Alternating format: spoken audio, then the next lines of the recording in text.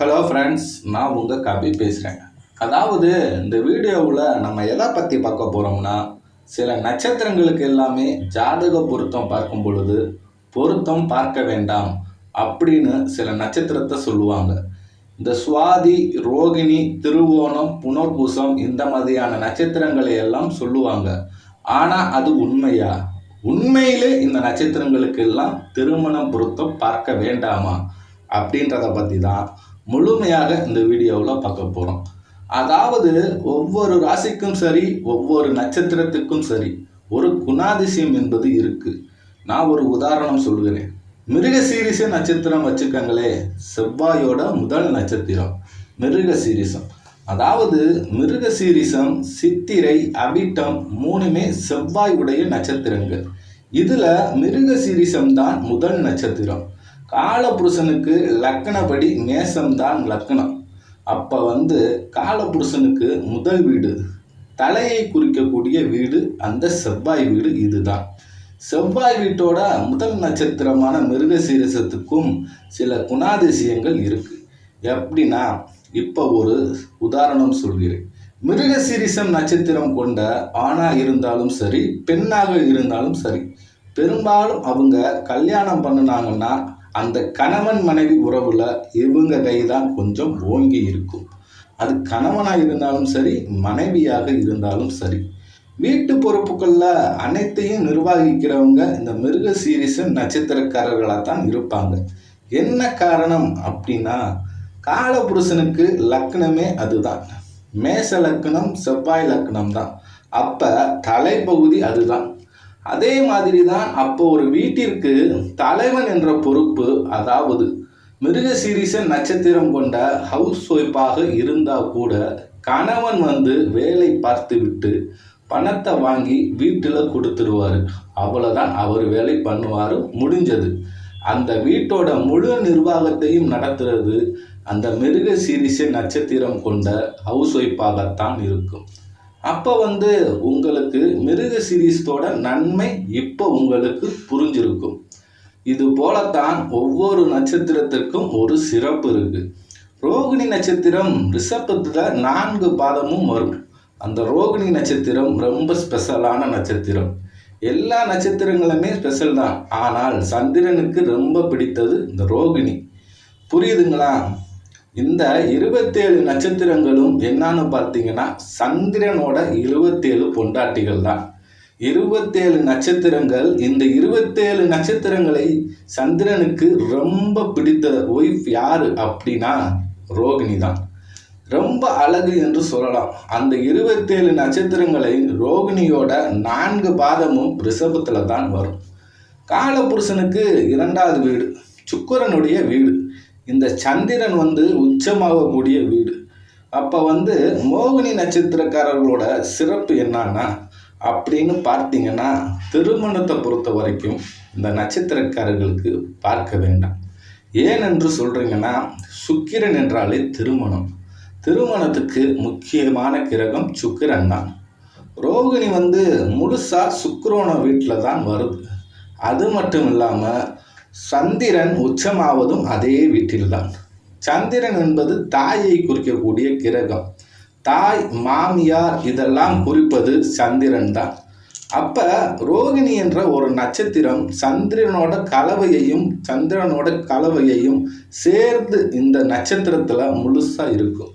So Rohini நட்சத்திரக்காரர்களுக்கு எப்படி இருந்தாலும், அது ஆணா இருந்தாலும் பெண்ணா இருந்தாலும் சரி, மாமியாரோட சப்போர்ட் என்பது முழுவதுமாக கிடைக்கும். அதாவது ஒரு திருமணத்தோட பந்தம் முடிகிறது இந்த காலகட்டத்தில் எதுன்னு பார்த்தீங்கன்னா, கணவன் குடும்பத்தை விட தன்னை பெற்றவங்க தான் முக்கியம் என்று கணவன் மனைவியிடையே சண்டை ஏற்பட்டு பிரிகிறதுனால தான். அதுலேயும் முக்கியமாக மாமியார் மருமகள் சண்டைனாலும் பிரிகிறது ரொம்பவும் முக்கியமான விஷயம். ஆனால் அந்த ரோகிணி நட்சத்திரக்காரர்களுக்கு மாமியாரோட சப்போர்ட் என்பது முழுவதுமாக கிடைக்கிறதுனால இந்த ரோகிணி நட்சத்திரக்காரர்களுக்கு பொருத்தம் என்பது பார்க்க வேண்டாம் என்று சொல்லுவாங்க. அப்படியே சுவாதி நட்சத்திரத்துக்கு வாங்க. சுவாதி என்பது துலாம்ல இருக்கிறது. துலாம்ல 4 பாதத்துக்கும் சுவாதி நட்சத்திரத்துக்கு கீழே வருதுங்கய்யா. துலாம் காலபுருஷனுக்கு 7ஆம் வீடு. துலாம்னா என்ன? துலாம் சுக்கிரனோட வீடு தான். சுவாதி நட்சத்திரம் என்பது ராகுவோட நட்சத்திரம். சரிங்களா? துலாம் திருமணத்துக்கு மட்டும் பார்க்கக்கூடிய வீடு கிடையாது. உறவு முறை 2 பேருக்கு இருக்கக்கூடிய உறவை சொல்லக்கூடிய வீடும் இதுதான். அதுவும் துலாம்ல வரக்கூடிய 4 பாதங்களுமே முழுசா வரக்கூடிய நட்சத்திரம் இந்த சுவாதி தான். அதாவது இதுல என்ன விஷயம் என்னன்னா, ராகுவும் சுக்கிரனும் அங்க இருக்கு. சுவாதி ராகுவோட நட்சத்திரம், துலாம் சுக்கிரனுடைய வீடு. ராகு மூலக்காரகன், சுக்கிரன் திருமணக்காரகன். அப்ப ஒரு திருமணத்துல எந்த நட்சத்திரக்காரர்களுக்கு முழு சந்தோஷம் திருமண வாழ்க்கையில கிடைக்கும்னா, அது இந்த துலாம் 27 நட்சத்திரங்கள்லையும் இந்த சுவாதி நட்சத்திரக்காரங்களுக்கு தான் வருவாங்க. ஏன்னா இதனால இந்த சுவாதி நட்சத்திரக்காரர்களுக்கு திருமண ஜாதக பொருத்தகம் பார்க்க வேண்டியது இல்லை என்று சொல்லுவாங்க. இந்த லக்கணத்திலேயே ரிஷப லக்கணம் ஒய்ஃபு கிட்ட அவங்கள விட தாம்பத்திய சுகம் அனுபவிக்க முடியாதுங்க. ஏன் தெரியுமா? ரிஷபத்துக்கு 7ஆம் வீடு விருச்சிக வீடு. சரிங்களா? காலபுருஷனுக்கு 8ஆம் வீடு தான் விருச்சிகம். அந்த 8ஆம் வீடு தான் பிறப்புறுப்பு சம்பந்தமான வீடு. அப்ப தாம்பத்திய சுகத்துக்கு மற்ற லக்னத்தை விட ரிஷப லக்னத்துக்கு ரொம்ப நல்லா இருக்கும்.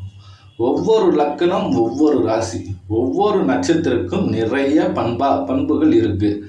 இப்ப புனர்பூசம் நட்சத்திரம். புனர்பூசத்துல பார்த்தீங்கன்னா மிதுனத்திலையும் வரும், ஒரு வாரத்துல கடகத்திலையும் வரும். புனர்பூச நட்சத்திரம் என்பது குருவோட முதல் நட்சத்திரம். புனர்பூசம், விசாகம், பூரட்டாதி குருவோட நட்சத்திரம். இதுல முதல் நட்சத்திரம் புனர்பூசம். மிதுனம் வீடு யாரோட வீடுன்னு பார்த்தீங்கன்னா சந்திரனோட வீடு. அது எல்லாத்துக்கும் தெரியும். காதலுக்கான நட்சத்திரம் என்பது புதன். நம்ம இப்ப திருமணத்தை பார்த்து பேசுறதுனாலே புதனுக்கு லட்சாதுவான காரணத்துவங்கள் இருக்கு. இதுல திருமணத்தை பொறுத்த வரைக்கும் பார்க்கும்போது புதன் காதல், சந்திரன் பாசம். இது குடும்பத்தோட பிணைப்பு பற்றியது. ஏன்னா காலபுருஷனுக்கு 4ஆம் வீடு தான் இந்த குடும்பத்துக்கு ரொம்ப முக்கியமானது. பாசம், அன்பு இதெல்லாம் சொல்லலாம். புனர்பூசம் தான் மிதுனத்தையும் விருச்சிகத்தையும் இணைக்கக்கூடிய ஒரே நட்சத்திரம். அப்ப மிதுனத்தோட பண்பும் விருச்சிகத்தோட பண்பும் கலந்த கலைவு தான் இந்த புனர்பூச நட்சத்திரக்காரர்கள். அப்ப சந்திரனோட பாசமும் வரும், புதனோட காதலும் சேர்ந்து தன்னோட குடும்பத்தின் மீது ரொம்ப பாசமும் காதலும் வைத்திருப்பாங்க. இந்த புனர்பூச நட்சத்திரக்காரர்கள் ரொம்ப பிணைப்போடு இருக்கக்கூடியவங்க. இந்த புனர்பூச நட்சத்திரக்காரர்கள் இந்த 27 நட்சத்திரத்துல குடும்பத்தின் மேல அதிக பிணைப்போடு இருப்பது இந்த புனர்பூச நட்சத்திரம் மட்டும்தான்.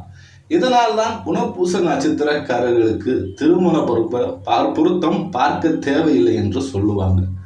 அப்புறம் திருவோண நட்சத்திரம். திருவோண நட்சத்திரம் என்பது சந்திரனோட நட்சத்திரம்.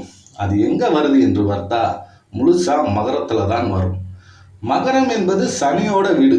அப்ப இந்த சந்திரனுக்கு 3ஆம் நட்சத்திரம் ரோகிணி, அஷ்டம், திருவோணம். அதுல திருவோணம் மட்டும்தான் மகரத்துல வரும், சனியோட வீட்டுல வரும். சந்திரன் பத்தி சொல்லிட்டேன், தாய்ப்பாசம்.